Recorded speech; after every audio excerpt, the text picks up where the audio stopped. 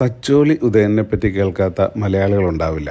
വടക്കൻ പാട്ടുകളിലെ വീരനായകനായ തച്ചോളി ഉദയനൻ AD 16-ാം നൂറ്റാണ്ടിലാണ് അദ്ദേഹം ജീവിച്ചിരുന്നതായി പറയപ്പെടുന്നത്.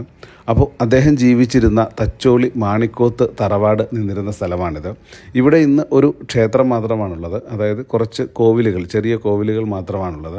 അതിൽ ഉദയനക്കുറുപ്പിൻ്റെയും കോമക്കുറുപ്പിൻ്റെയൊക്കെ പ്രതിഷ്ഠകൾ നമുക്ക് കാണാനായിട്ട് സാധിക്കും. നമ്മുടെ കോഴിക്കോട് ജില്ലയിലെ വടകരയിലാണ് ഈ തച്ചോളി മാണിക്കോത്ത് തറവാട് നിന്നിരുന്ന സ്ഥലമുള്ളത്.